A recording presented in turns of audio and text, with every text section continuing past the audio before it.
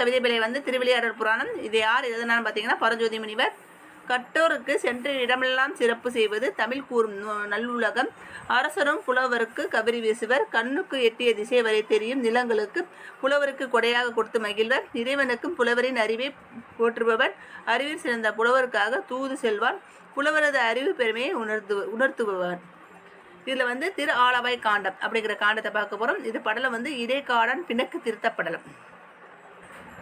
இந்த திருவிளையாட புராணத்தில் எந்த பாண்டிய மன்னனை சொல்கிறாங்கன்னா குலேச பாண்டியனுங்கிற மன்னனை பற்றி சொல்லியிருக்காங்க.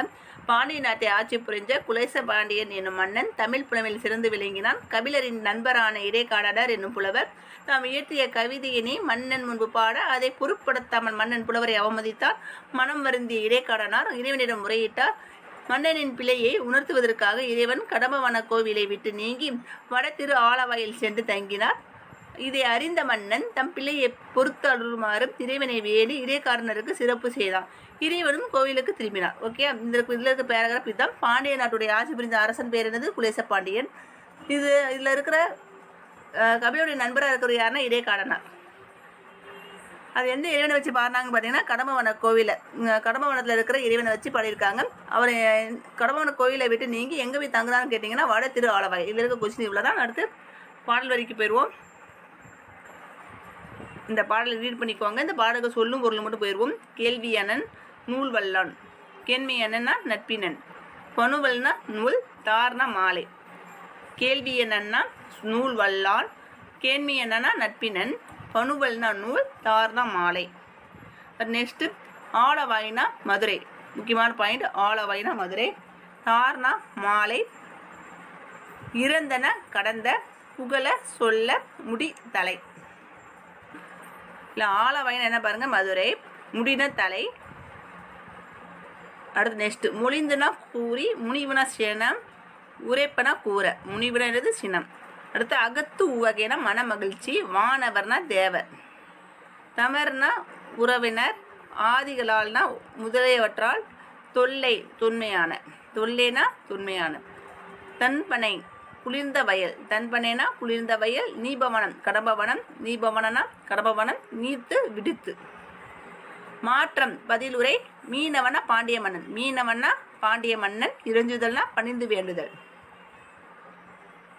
கதலி வாழை. பூகம் கமுகு.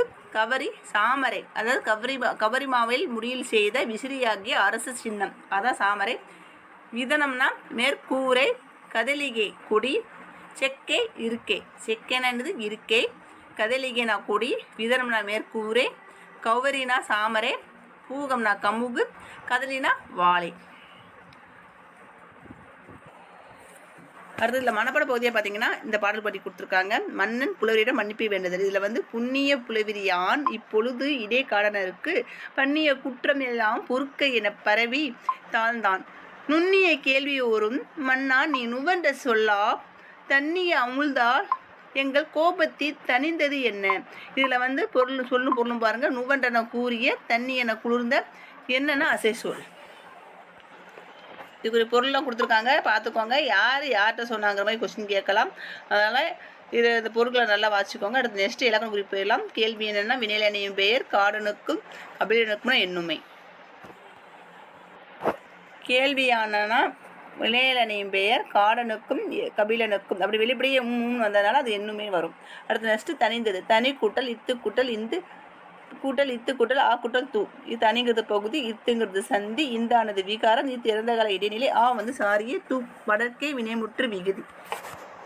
அப்புறம் சொல்லெழுவரும் கவரி வீசிய வில்லுருவரும் வில்லுள்ளவரும் அப்படி பார்ப்போம். அதில் என்ன கொடுத்துருக்காங்கன்னா முக்கியமான பயன்னு பார்த்தீங்கன்னா தகுடூர் எரிந்த பெருஞ்சேரல் இருபரே. கண் விழித்து புலவர் மன்னனிடம் செயலை கண்டு பாமாலை புரிந்தார். என்ன பாமாலைன்னு பார்த்துக்கோங்க. ஏடாலும் புலவர் ஒருவர் நாடாளும் மன்னனை காண அரண்மனை சென்றார். களைப்பு மிகுதியால் முரசு கட்டிலே கண்ணயர்ந்தார். குற்றமான செயலையும் செய்த புலவருக்கு தண்டனை வழங்காமல் கவரி வீசினார் மன்னன். புலவர் எந்த புலவருக்கு வந்து எந்த மன்னர் கவரி வீசினார் முக்கியமான பயன். தகுடூர் எரிந்த பெருஞ்சிற இரும்பரை வந்து மோசிக்கிறனருக்கு வந்து கவரி வீசியிருப்பார்.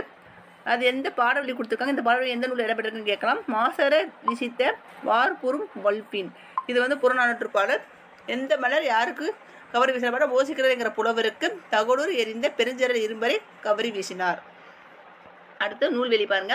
பரஞ்சோதி முனிவர் இயற்றிய திருவிளையாடல் புராணம் பிரிவும் சிறப்பும் கொண்டது. இந்நூல் மதுரை காண்டும், கூடற்காண்டும், திருவாளவாய் காண்டும் என்ற 3 காண்டங்களும் 64 படலங்களும் உடையது. பரஞ்சோதி முனிவர் திருமறைக்காட்டில் பிறந்தார். திருமறைக்காட்டுக்கு முந்தைய காலத்து பேர் என்ன பார்த்தீங்கன்னா வேதராணியம். 17ஆம் நூற்றாண்டில் சேர்ந்தவர். சிவபக்தி மிக்கவர். வேதராணிய புராணம், திருவிளையாடல், போற்றி, கலிவெண்பா, மதுரை 18 அந்தாதி முதலில் இவர் இயற்றிய பேர் நூல்கள் கேட்கலாம். பரஞ்சோதி முனிவர் இயற்றிய நூல்கள் என்னென்னு பார்த்துக்கோங்க. வேதராணிய புராணம், திருவிளையாடல், போற்றி, கலிவெண்பா, மதுரை 18 அந்தாதி. இந்த நூல்களை பரஞ்சோதி முனிவர் இயற்றியிருக்காரு. இது 3 காண்டங்களையும் 64 படலங்களையும் உடையது. என்னென்ன காண்டம்னு பார்த்தீங்கன்னா மதுரை காண்டம், கூடற்காண்டம், திருவாளவாய் காண்டம். இந்த 3 காண்டங்களை உடையது.